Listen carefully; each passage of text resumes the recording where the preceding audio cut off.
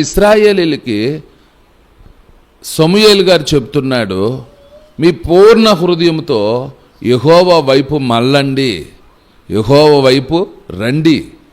ఎప్పుడైతే దేవుని దగ్గరకు వస్తామో, ఎప్పుడైతే దేవుని వైపు మళ్ళుకుంటామో పూర్ణ హృదయంతో, అందుకే ఈ మాట కూడా ఏమన్నాడు, మీరు రానుద్దేశం నా దగ్గరికే రండి, ఇటు అటు తిరగటం మానేయండి.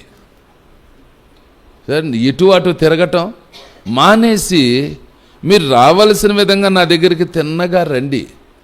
మీరు వస్తే, రావలసిన విధంగా వస్తే నా వైపు మళ్ళుకోండి, నా వైపుకు రండి. కానీ ఇటు అటు తిరగటం మానేయాలి. నువ్వు నా దగ్గరికే రావాలి. రక్షించబడాలనుకుంటున్నావా? అయితే నువ్వు చేయాల్సిన పని ఏమిటి? నీ హృదయంలో ఉన్న సరే చెడు క్రియలన్నిటినీ తీసేసుకో. నీ హృదయంలో ఉన్న దురాభిమానం, నీ హృదయంలో ఉన్న దుస్తత్వం నువ్వు కడిగి వేసుకో, శుద్ధి చేసుకో, పరిశుద్ధపరచుకో. అప్పుడు నీకు ఆయన కేడముగా ఉంటాడు, ఆయన రక్షకుడుగా ఉంటాడు, ఆయనే సంరక్షకుడిగా ఉంటాడు. ఆమేన్. దేవుని బిడ్డలకు దేవుడిచ్చే అవకాశాలు పొందాలి అంటే సమూయేలు గారు అంటున్నారు, మీరు దేవుని వైపు మీ పూర్ణ హృదయంతో దేవుని వైపు మళ్ళుకోండి. ఎప్పుడైతే మనం మళ్ళుకుంటామో, సరే అండి, ఇటు అటు తిరగటం మానేసి మనం దేవుని దగ్గరికి వచ్చినప్పుడు దేవుడు మనల్ని రక్షిస్తాడు.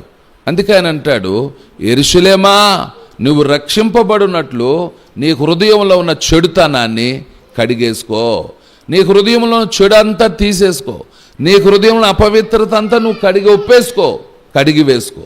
రెండో మాట అంటాడు, నీ హృదయంలో ఉన్న దుష్టాభిప్రాయాన్ని తీసేసుకో.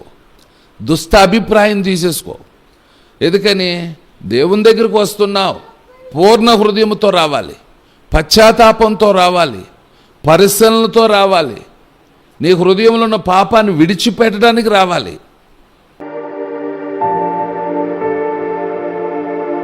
ప్రేమ కలిగిన మా ప్రియ ప్రిలోకపు తండ్రి స్తోత్రాలు.